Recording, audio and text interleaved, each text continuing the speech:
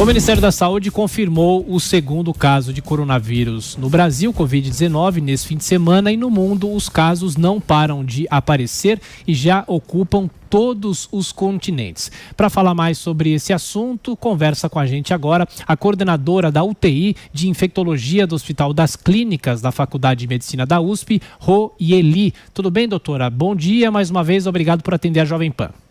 Bom dia a todos, é um prazer estar aqui. Doutora, uma grande discussão que agora é feita aqui no Brasil com a confirmação desse segundo caso é se os pacientes devem ser tratados em casa ou em hospitais. Porque existe a preocupação do paciente não retornar ao hospital se tiver algum outro problema. Qual que deve ser o encaminhamento efetivo e o Brasil está no caminho certo, doutora? Na minha opinião, o Brasil está no caminho certo, sim. Primeiro, não tem por que sobrecarregar sistemas de saúde com casos que não necessitam de internação. Precisamos lembrar que as outras doenças continuam existindo, como infarto, AVC, doenças renais. Então, não dá para você ocupar um leito hospitalar sem necessidade real. Segunda questão é, geralmente o paciente na própria casa consegue seguir a própria rotina de uma forma mais segura e também reduz a transmissão intra-hospitalar. Lembrar que ambiente hospitalar tem outras pessoas que têm algum tipo de doença de base, né? O que pode facilitar, se pegar o vírus dentro do hospital, ter um quadro mais grave. Então, não há necessidade de internar quem não realmente tem gravidade que justifique.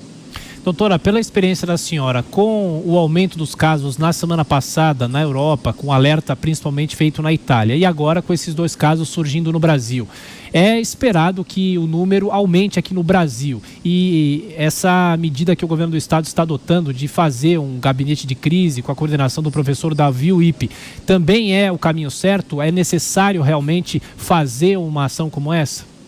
Vamos lembrar que recentemente, em 2009, a gente teve a gripe suína, né, H1N1, e foi exatamente a mesma medida que foi realizada. Lembrar que em 2009 o número de casos foi muito maior. Então, o governo está sendo um caminho certo. Infelizmente, com a situação que atinge a Europa, a gente tem que esperar sim que a doença chegue aqui e talvez até chegue com uma certa força. Enquanto a doença era restrita principalmente na Ásia, era mais seguro, já que a gente proporcionalmente não recebe tantos turistas asiáticos quanto turistas europeus. Tivemos carnaval, né? Todo mundo lembra, por exemplo, São Paulo foi a cidade que mais recebeu turistas. Então, infelizmente, essa situação pode piorar.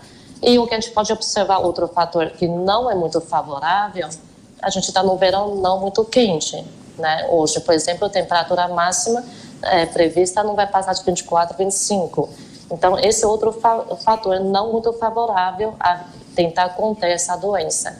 Então, sim, a gente pode preparar nas próximas semanas, o número de casos pode sim aumentar.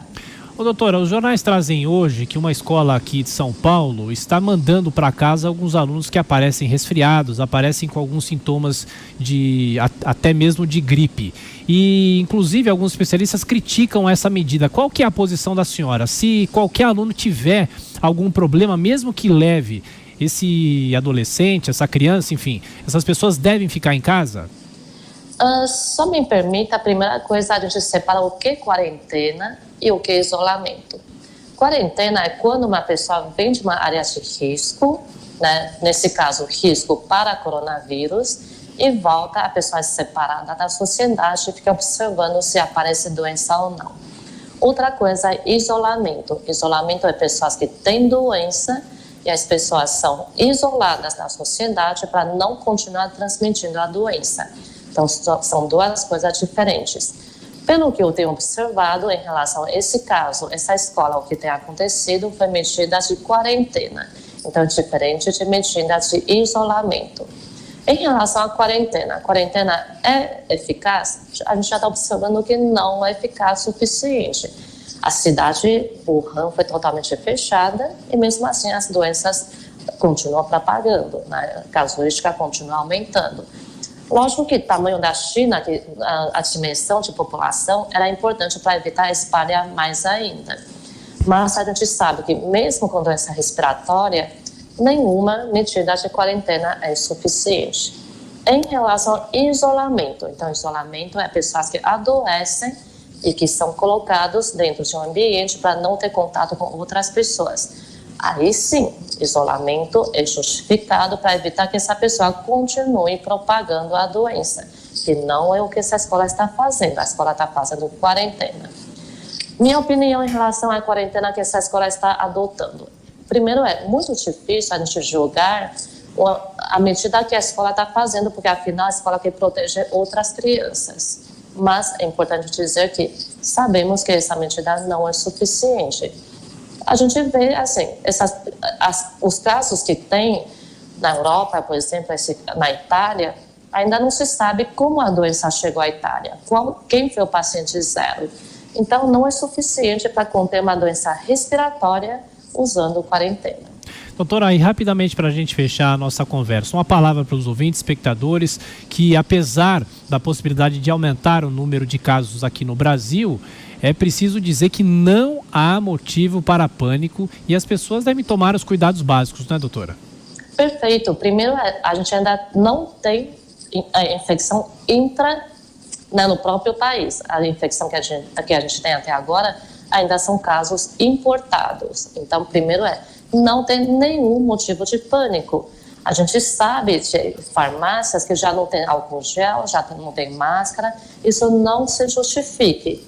Segunda questão medidas de higiene, medidas de cuidado, como higienização das mãos, seja com água e sabão ou com álcool gel, é mais importante ainda do que a pessoa entrar no pânico e não fazer as medidas adequadas. O uso indevido de máscara pode, ao contrário, traz uma falsa segurança e a pessoa deixa de se proteger.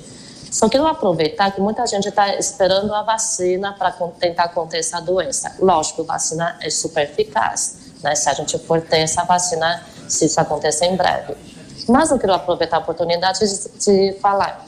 A gente tem várias vacinas que estão aí e a população não toma. Recentemente, o melhor exemplo disso é sarampo, né? O governo ainda precisa fazer campanhas de vacinação contra sarampo. Sarampo no Brasil, só esse ano já passou mais de 300 casos aqui no estado de São Paulo e as pessoas não estão tomando vacina. Então não adianta a gente ficar torcendo, recorrendo a uma coisa que não tem, enquanto a gente não usar de uma forma adequada o que já está aí. Doutora Roeli, coordenadora da UTI de Infectologia do Hospital das Clínicas da Faculdade de Medicina da USP. Mais uma vez, muito obrigado pela participação aqui na Jovem Pan. Bom trabalho. Obrigada, é um prazer, à disposição.